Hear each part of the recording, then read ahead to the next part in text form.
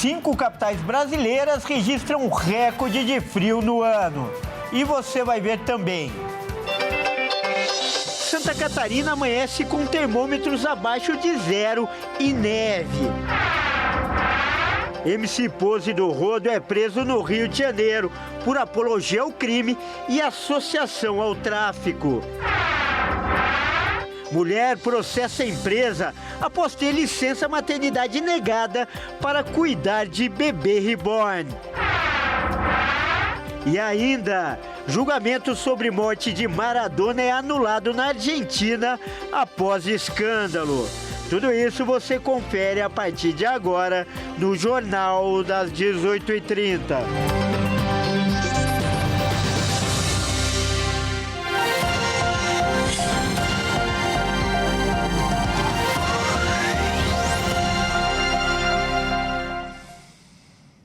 Olá, seja muito bem-vindo, nós estamos ao vivo. Agora são 18h37 pelo horário de Brasília.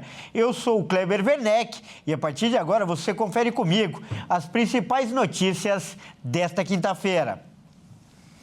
Olha, o vice-presidente da República, Geraldo Alckmin, foi internado no Hospital Sírio-Libanês em Brasília. Alckmin passou por exames e cancelou compromissos. Alckmin chegou no hospital pela manhã com quadro de enjoo e dores abdominais. A assessoria do vice-presidente comunicou que ele realizou exames preliminares que sugerem uma inflamação intestinal. Os médicos pediram mais exames durante o dia para ter um diagnóstico completo. Ele precisou cancelar todos os compromissos do dia como ministro de Desenvolvimento, Indústria, Comércio e Serviços e também como vice-presidente. Segundo a agenda, Alckmin tinha algumas reuniões do Planalto. Essa é a segunda vez que um membro do alto escalão do governo foi ao hospital essa semana. Na segunda, o presidente Lula se sentiu mal após o almoço e foi fazer exames no mesmo hospital que diagnosticaram labirintite. Assim como Alckmin, ele precisou cancelar os compromissos. E o MC Pose do Rodo foi preso hoje no Rio de Janeiro. Ele é acusado de apologia ao crime e envolvimento com o tráfico de drogas. O repórter Joenison Santos vai trazer mais informações. O cantor Marlon Brandon Coelho Couto, mais conhecido como MC Pose do Rodo, foi preso no fim desta madrugada por agentes da Delegacia de Repressão e Entorpecentes da Polícia Civil do Rio de Janeiro. Pose é investigado por apologia ao crime e por envolvimento com o tráfico de drogas. De acordo com as investigações, o cantor realiza shows em áreas dominadas pelo Comando Vermelho, com a presença ostensiva de traficantes armados com fuzis, a fim de garantir a segurança do artista e do evento. O repertório das músicas de Pose chega a fazer clara apologia ao tráfico de drogas e ao uso ilegal de armas de fogo, além de incitar confrontos armados entre facções rivais, o que frequentemente resulta em vítimas inocentes. Vídeos de um baile funk na Cidade de Deus mostra criminosos assistindo ao show enquanto exibiam fuzis. Não é a primeira vez que o cantor se apresenta em um evento como esse, onde enaltece o Comando Vermelho. Policiais cumpriram um mandado de prisão temporária na casa dele em um condomínio de luxo no Recreio dos Bandeirantes, na zona oeste do Rio. O cantor não quis dar declarações, apenas reclamou de ser levado algemado. Olha, e a procura por máscaras e álcool em gel, além de vitaminas, cresceu em farmácias de todo o país. O motivo é o aumento de casos de influenza. O repórter Wellington Pael vai trazer mais detalhes direto do Mato Grosso do Sul. Ao todo, foram notificados 64.954 casos suspeitos de síndrome respiratória aguda grave no país este ano. Destes, quase a metade, 30.918, foram confirmados por exame laboratorial para algum tipo de vírus respiratório. Outros 5.540 casos ainda aguardam os resultados e os demais deram negativo. Esses são os dados mais recentes divulgados pela Fiocruz, a Fundação Oswaldo Cruz, que ainda indica uma tendência de aumento de casos com a proximidade do inverno, que chega em menos de um mês. Entre os casos positivos até agora, a maioria é de rinovírus, seguido de influenza e depois de Covid-19. Pelo menos 20 dos 26 estados brasileiros estão em situação de alerta, risco ou alto risco, entre eles Mato Grosso do Sul, aqui onde estamos. Só na capital Campo Grande, 118 pessoas morreram neste ano vítimas de doenças respiratórias. Por conta dessa proliferação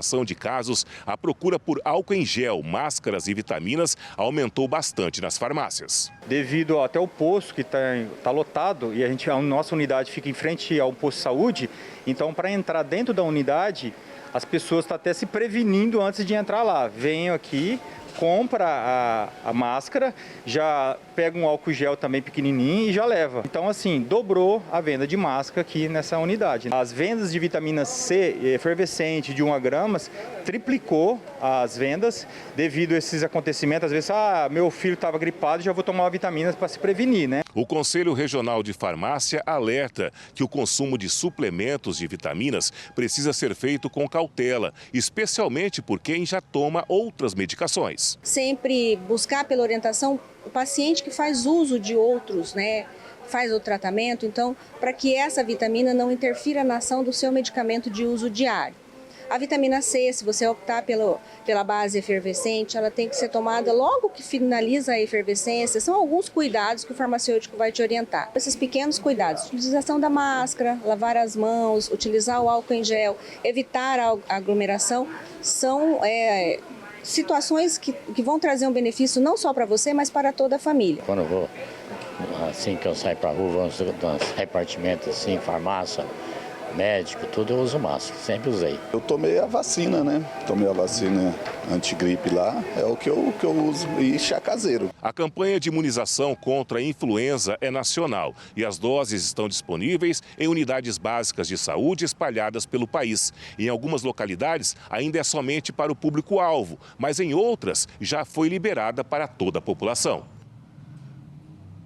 E a onda polar que atingiu o país fez com que 5 capitais brasileiras batessem recorde de temperaturas mínimas nesta quinta-feira. Quem traz os detalhes agora é o Alexandre Cardoso.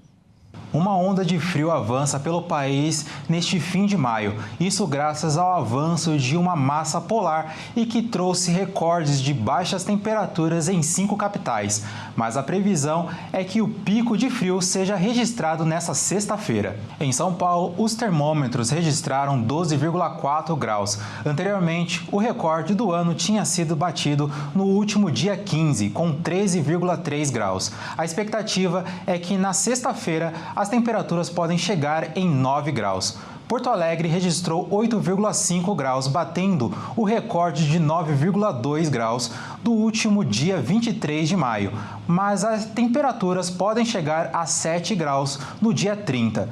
Curitiba teve registro de 5,8 graus na manhã desta quinta-feira, superando os 9,5 do dia 11 de maio. As chances de que nesta sexta-feira as temperaturas cheguem a 3 graus com geada. Campo Grande, no Mato Grosso do Sul, sentiu o impacto da massa polar e registrou 6,6 graus nessa quinta-feira. A menor temperatura deste ano era de 8,5 graus no dia 28 de maio. Cuiabá também estabeleceu um novo recorde de frio para 2025, nesta madrugada, com os termômetros marcando 14 graus de temperatura mínima. O recorde era de 19 graus no dia 23 de maio. Segundo meteorologistas, essa onda de frio se estende até o início do mês de junho, devido à massa de ar frio continental que se encaminha para o interior do Brasil, causando frio intenso. Olha, em Santa Catarina amanheceu com os termômetros abaixo de zero e neve em algumas cidades. Agora é a vez da repórter Michele Veiga contar os detalhes e também mostrar as imagens. E o frio chegou com vontade aqui no sul de Santa Catarina por volta das 8h30 da manhã. A neve chegou na região serrana, na cidade de São Joaquim, chegou em Urubici, chegou também em Urupema, as cidades mais altas, Morro da Igreja. Muita gente feliz em poder ver pela primeira vez o fenômeno da neve. E o frio veio com força também. Na região serrana, as temperaturas por conta da neve chegaram hoje na casa dos menos 1,3 graus por volta das 8h30 da manhã. Mas depois esse vento gelado foi descendo para a região de Planalto, litoral. Foi a última área atingida pelo ciclone que está vindo agora, derrubando as temperaturas e fez com que de 13 as temperaturas já chegassem ali por volta da 1h da tarde, por volta ali dos 9, 8 graus. E esse vento que vocês estão acompanhando agora também vem com preocupação por parte da Defesa Civil, que fez o alerta da temperatura onda extrema aqui na região sul do estado e em todo o estado, para falar a verdade, e também os alertas por conta dos ventos fortes que ainda atingem Santa Catarina. Nessa quinta-feira e sexta-feira, toda a ação desse ciclone de ar frio que vai passar por aqui deve agir até o próximo domingo, quando a chuva volta. Isso é benéfico porque os mananciais estão secando, está bem baixo, né? A questão da água aqui no estado é um momento de seca, de chuvas menos intensas e com isso também a escassez de água fica muito forte aqui em Santa Catarina, mas no domingo a chuva volta e aí na próxima semana a gente tem temperaturas amenas de inverno, mas não tão rígidas como hoje, que teve neve e muita gente ficou feliz na Serra Catarinense. E veja a seguir, empresa nega licença maternidade para a mãe de bebê reborn e caso acaba na justiça. E ainda, julgamento sobre a morte de Maradona é anulado na Argentina. Nós voltamos já.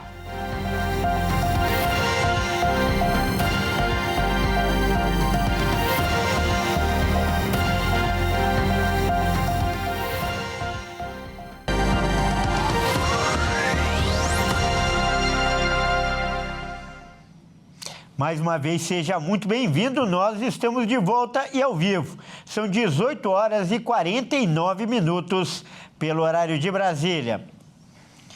Olha só essa história. Uma mulher, ela pediu licença maternidade para cuidar do bebê reborn. E a empresa dela não concedeu. Ela, então, acabou entrando na justiça. Vamos ver.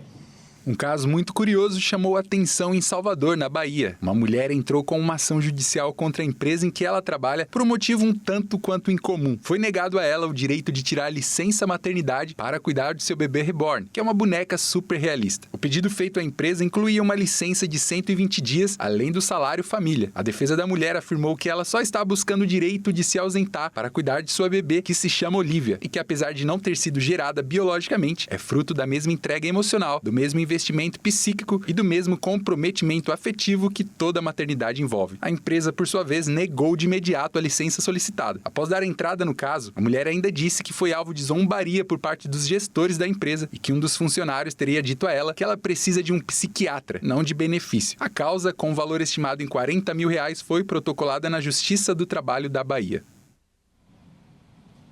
E agora é hora da gente falar de esportes aqui no Jornal das 18h30. E quem traz as informações é o Caio Veríssimo. Boa noite, Caio, seja bem-vindo. Caio, vamos começar falando de tênis. Aliás, com uma ótima notícia, o João Fonseca está vencendo todo mundo lá na França, no Roland Garros. Exatamente, Kleber. Boa noite a você, boa noite a todos que nos assistem. Bom, o Carioca venceu a sua segunda partida no Grand Slam por 3-0 e segue aí afirmando como um grande nome no futuro. Agora, a próxima fase de Roland Garros vai ser um adversário muito difícil, vamos ver.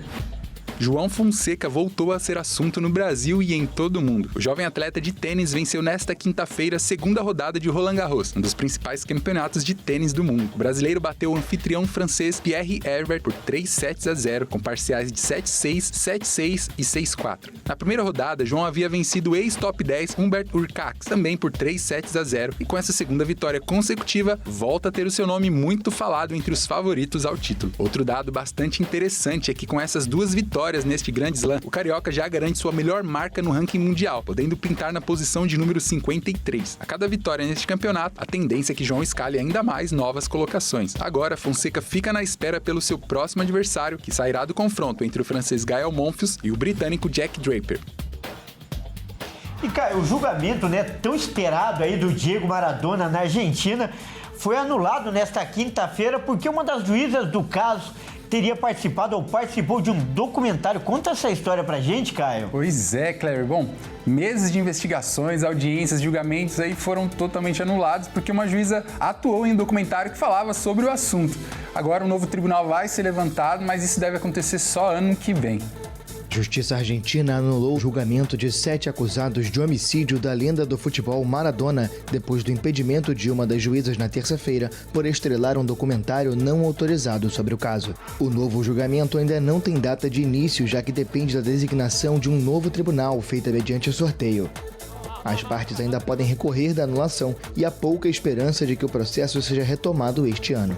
Com esta decisão, foram anuladas as 20 audiências realizadas desde 11 de março, nas quais mais de 40 testemunhas prestaram depoimentos, provas foram apresentadas e as 3 filhas de Maradona testemunharam. O tribunal deferiu o pedido da acusação dos denunciantes e da maioria dos advogados de defesa para nomear 3 novos juízes e reiniciar o processo, que busca determinar se a morte de Dom Diego foi um homicídio. O impedimento da magistrada Julieta McIntosh foi declarado na terça após o escândalo desencadeado pela participação dela em uma série documental sobre o caso, parcialmente gravada no Tribunal de San Isidro. A gravação foi feita sem o consentimento das partes envolvidas no processo. Bom, Caio, vamos falar agora de bola rolando, porque hoje tem brasileiro nas Copas Continentais, não é mesmo? Isso aí, Kleber. Vamos dar uma olhada em quem vai jogar hoje. Bom, a gente começa falando de Sul-Americana, porque daqui a pouquinho, aí, às 19 horas, o Grêmio entra em campo contra o Sportivo Luquenho, na Arena do Grêmio, em Porto Alegre. O Imortal aí tem 9 pontos, está em segundo lugar, né, na sua chave, então está indo para os playoffs. Precisa de uma vitória para assumir a liderança do grupo e ir direto para as oitavas, mas para isso tem que torcer para o Godoy Cruz perder para o Atlético Grau também nessa quinta. Mais tarde, às 9h30 da noite, o Atlético Mineiro recebe o Cienciano em casa na Arena MRV, em Belo Horizonte. O Galo precisa da vitória para se classificar na liderança do grupo. Atualmente, em segundo lugar, se empatar, vai ter que disputar os playoffs. Já o Cienciano, o adversário, ele é o líder do grupo e quer se manter na posição. Bom, no mesmo horário, o Fluminense então recebe o Once Caldas no Maracanã, lá no Rio de Janeiro. E ambos os times já estão classificados e vão aí disputar para saber quem vai direto para as oitavas e quem vai para os playoffs. O Flu está 2 pontos atrás do rival colombiano e conta com o fator casa, né, para vencer o confronto direto e assim assumir a liderança. Vamos falar de Libertadores também, porque o último brasileiro entra em campo hoje, às 21h30. O Fortaleza vai até a Argentina enfrentar o Racing no estádio Presidente Perón. O Leão está em segundo no seu grupo e precisa ao menos empatar para se manter em segundo lugar. Em caso de vitória, vira líder do grupo e aí vai direto para as oitavas. Kleber, é isso. Tem muita decisão e a gente vai estar de olho em tudo para trazer a repercussão disso aí amanhã. Verdade, promessa de bons jogos hoje. Muito obrigado pelas informações, Caio. Até mais, Kleber. Até mais.